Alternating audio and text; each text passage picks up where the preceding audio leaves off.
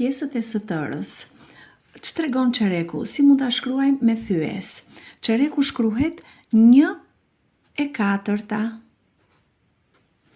Si mund ta paraqesim me figurë? Rrethin e ndajmë në 4 pjesë të barabarta dhe duam të tregojmë vetëm një prej tyre. Në rastin ton, një pjesë do ta ngjyrosim. Pra, ky është çereku i rrethit. Tregon gjysma. Gjysma me thyes shkruhet 1/2. Si mund ta paraqesim me figurë? Rrethin e ndajmë në 2 pjesë të barabarta. Pra, sa tregon emëruesi, dhe duam të marrim vetëm një prej tyre. Në rastin ton do ta ngjyrosim. Pra, kështu paraqitet gjysma ose 1/2. Treqereku. Treqereku me thyes shkruhet 3/4.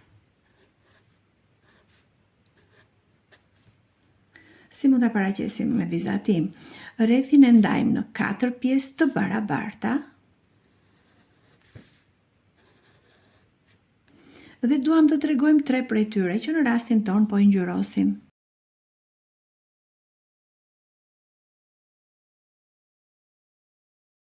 Pra, në këtë mënyrë paraqitet treqereku me thyes dhe vizatim.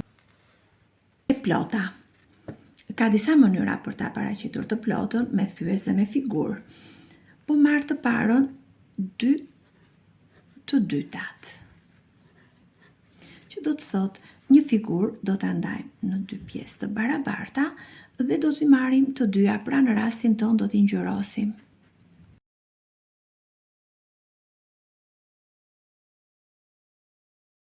Një mënyrë tjetër është kjo. E ndajmë rrethin në 4 pjesë të barabarta dhe i ngjyrosim të katërta.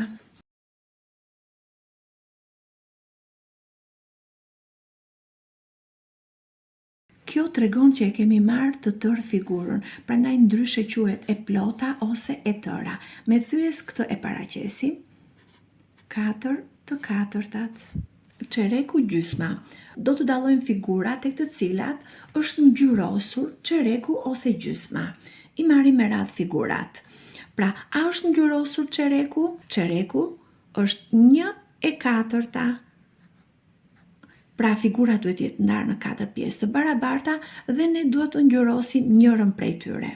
Figura e parë është një drejtkëndësh i cili është ndarë në 4 pjesë të barabarta dhe është ngjyrosur 1. Atëherë këtu themi po.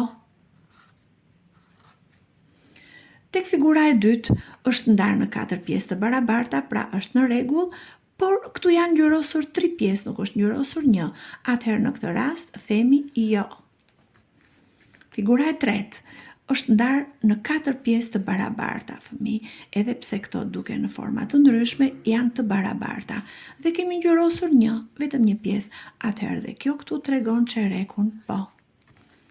Figura e fundit është ndarë në 4 pjesë, por po ta shohim me kujdes, nuk janë të barabarta. Kjo këtu ka 3 kuti, kjo këtu ka 2. Që do të thotë këtu përgjigjja është jo. Pra, pjesa ngjyrosur nuk tregon çerekun. Kërkesa tjetër, a është ngjyrosur gjysma? I marrim me radhë figurat, por gjysma është 1/2.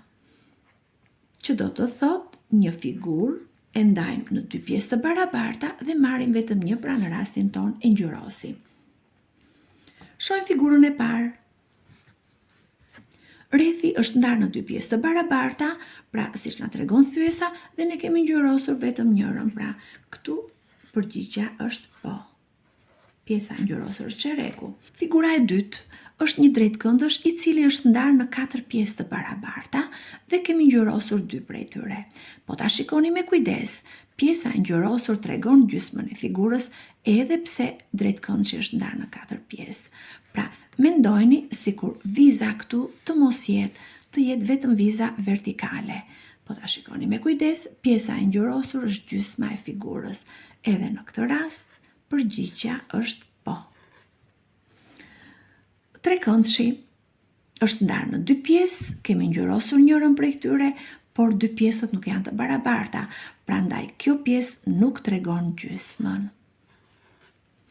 Dhe figura e fundit është ndarë në dy pjesë, ti shohim me kujdes, a janë të barabarta.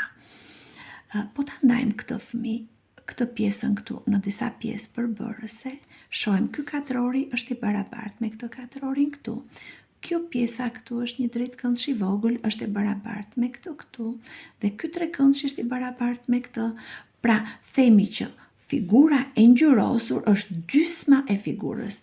Në këtë rast, përgjigjja është po.